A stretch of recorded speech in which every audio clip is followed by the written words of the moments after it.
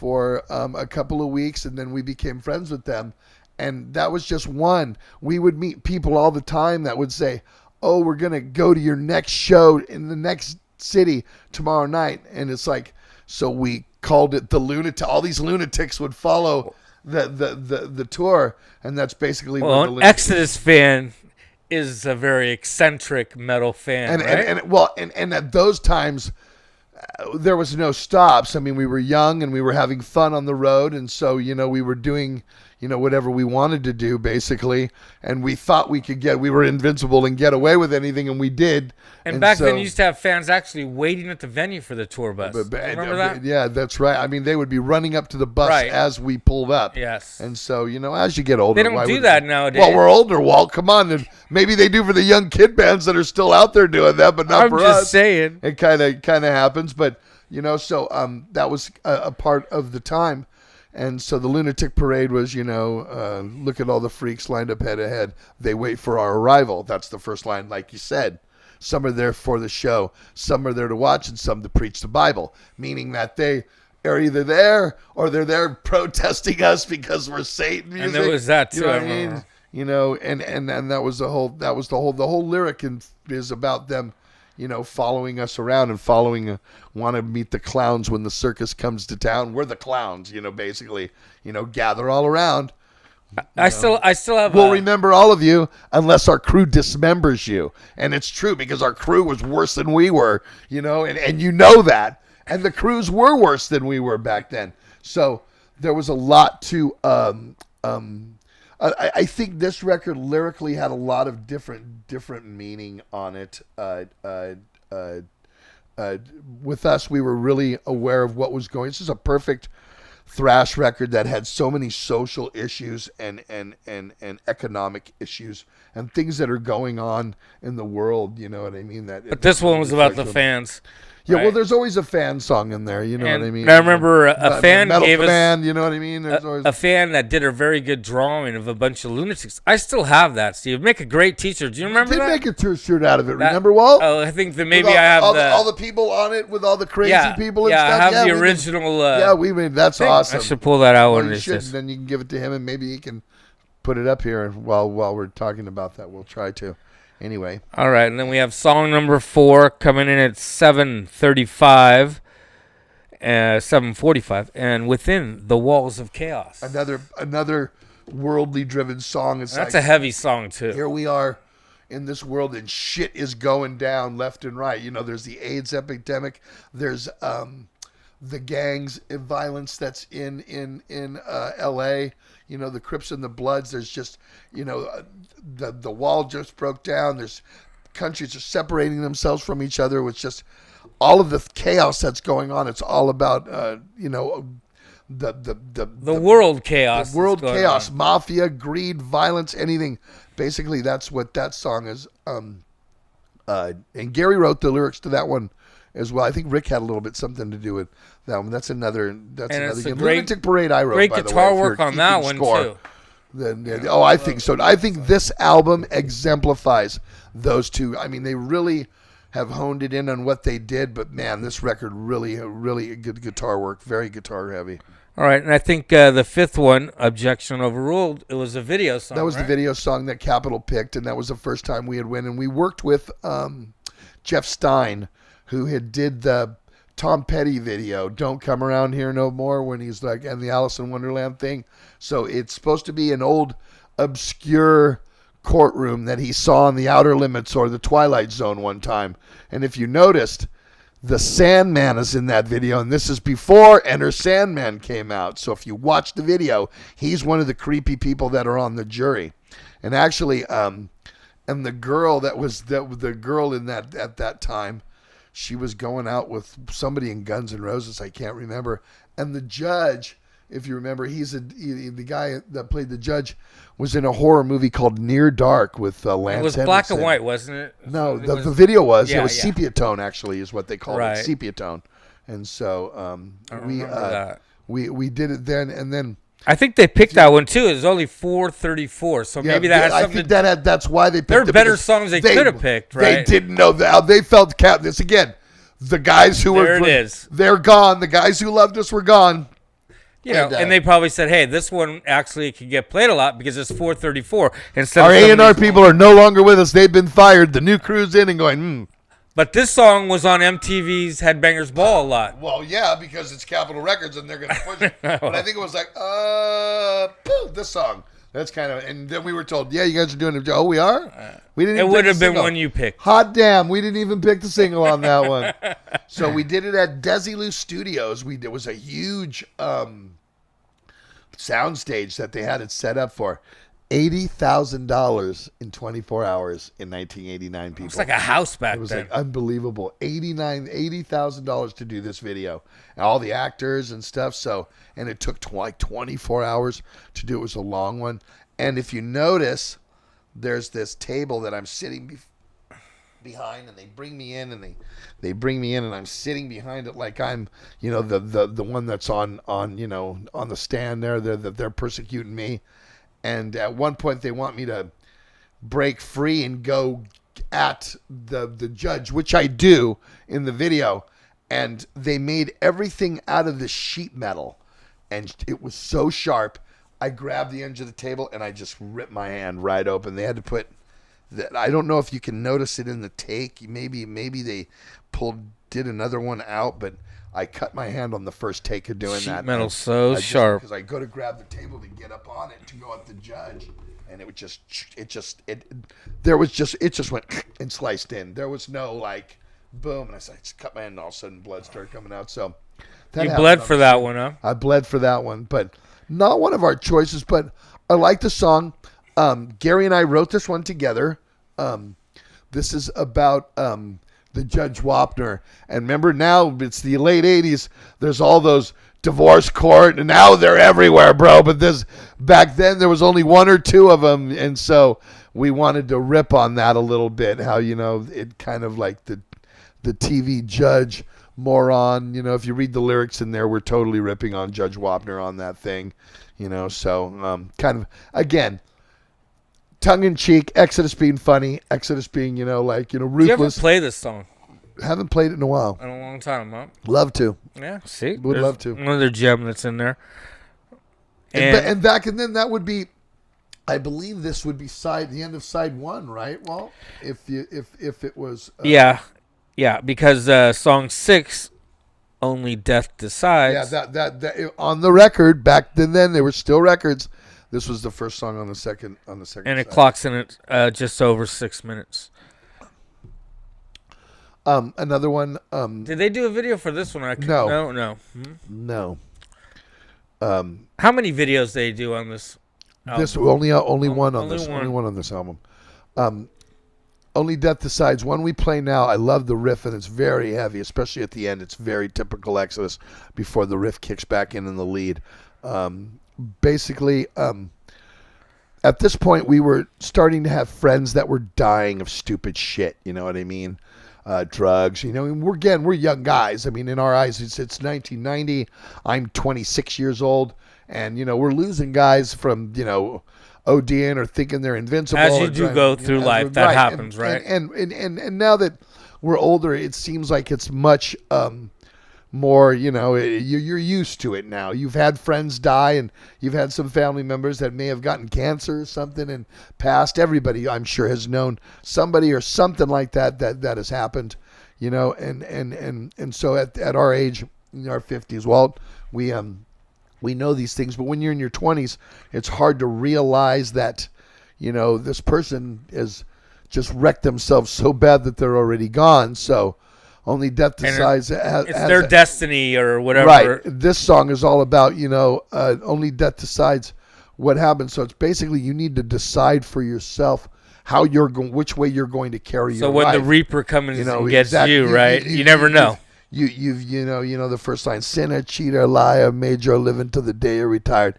Kind of just stealing, taking, using, and abusing. So what you've done is you've scrimmed your way through life. You've gotten through, you've just twiddled through life, and now people live faster. It's getting to a point where it's going to kill you. So basically, Some that's people what live that fast. That is what life. that song is about.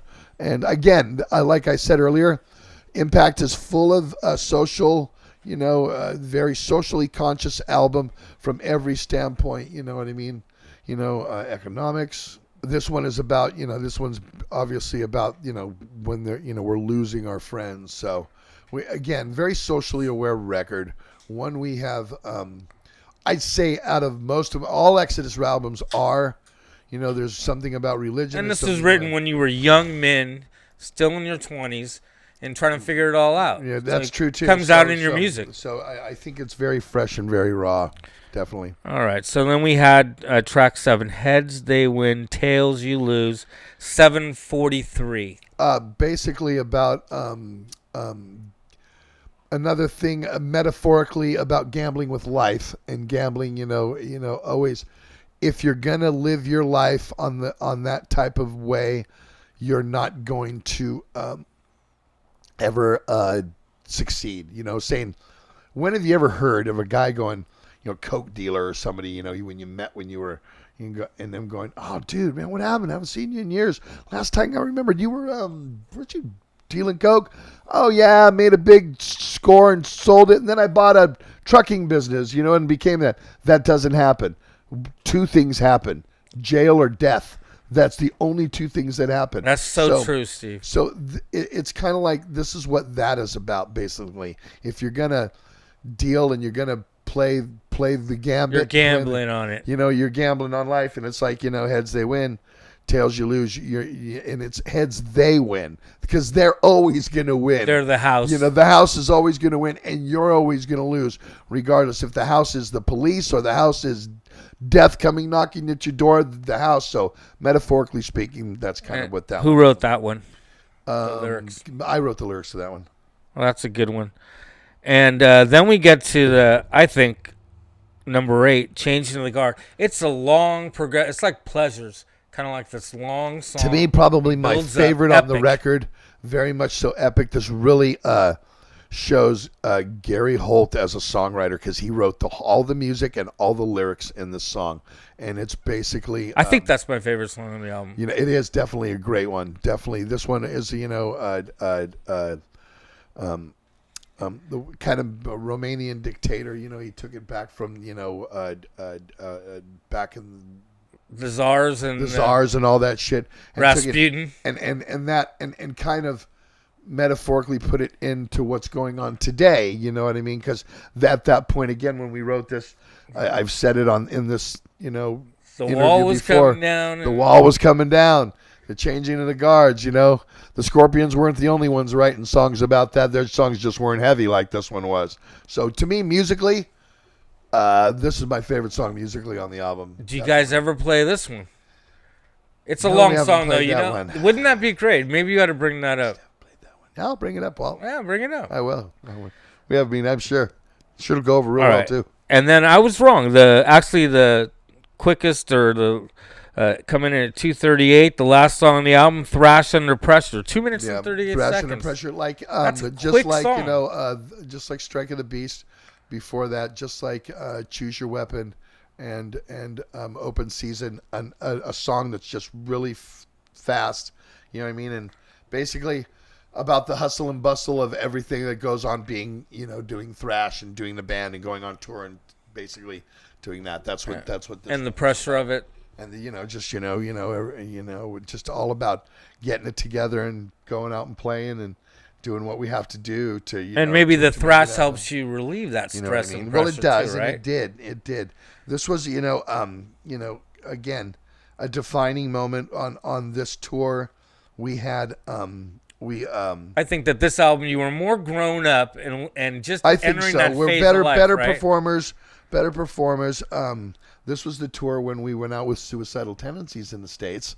And Pantera was opening. Pantera was the opening band. Cowboys from Hell. Cowboys I was from Hell. on that Nobody knew who Pantera was at the time. It was like us and Suicidal gave them their first start. I remember them saying. It was Lights, Camera, Revolution tour. Yeah, What's for a them, big album yeah, for them? For them, great.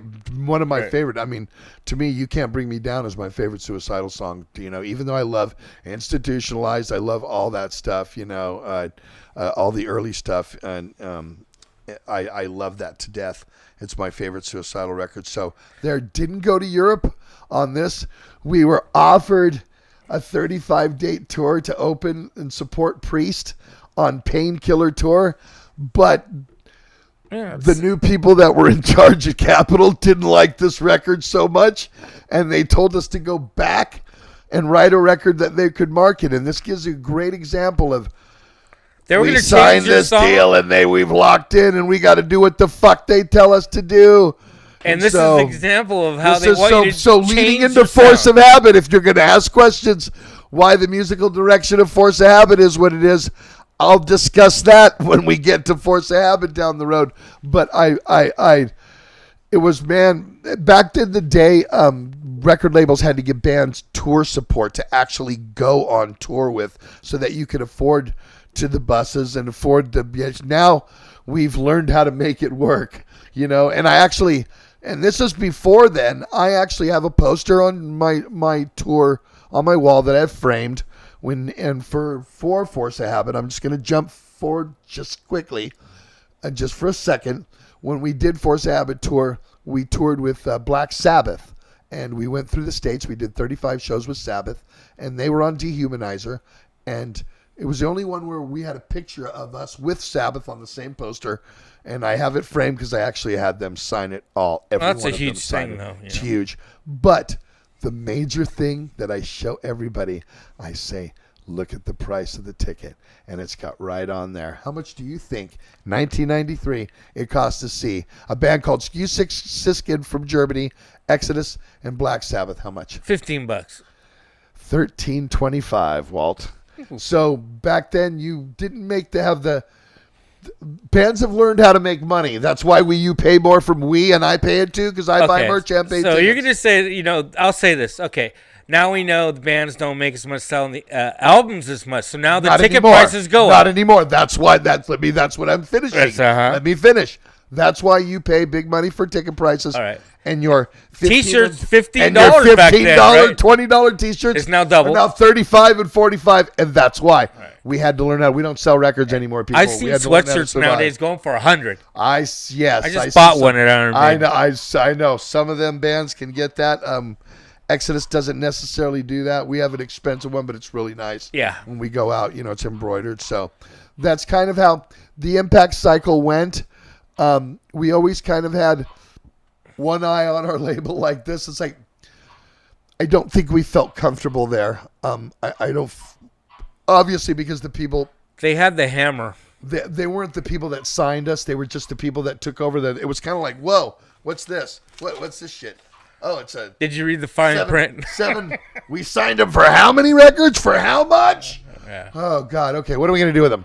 I don't know. We let them put out another record and we'll just drop them. And so I guess maybe that was the mentality. So we always had our eye open coming out of there. But this is how the cycle went. That's basically what happened on there on this one. And, we can still talk about the mixed by Mark Senesac at Alpha and Omega. Obviously with Gary and Rick, though. We're there. Yeah. And, that's where actually I remember most, because I lived in San Francisco and I spent a lot of time down at that studio. And I know, it seemed like Rick almost lived there during that period, whatever. He probably did. And he was there. And if anybody knows Rick, he is always noodling on his guitar. Just noodling. That's what he does. And I remember you coming in and Gary and. Well, I'm going to tell you, I'm not a big studio guy. I mean, to me, it's live for me, especially for a singer. It's a very lonely thing. You have to go out in this isolated room by yourself. You see people behind the glass, and then you see them talking, going, and you're like, "What the fuck? Push the call button. I want to hear what you're saying." And how many times you have to rehear everything? Exactly. It's like, go, hey, all right, man, Zach, can we get another take of that? It's like, why? The last one was good. Yeah, I just want to get another take. So, okay, roll it. Kind of. So I'm not the biggest fan of the studio, although it is necessary, and I know what to do in the studio, and I know my limits. I know after 30-something fucking years now, almost 40 years doing it, I know what I'm doing, you know what I mean? I know how to achieve what I want and what I hear here, obviously, but it's... You're in the Tenderloin of San Francisco, too, for this part of the album, right? Yeah, well, I mean, we recorded... That's a rough little neighborhood. Yeah, but we did the last 2 records there. For us, it was no big deal. I hear you.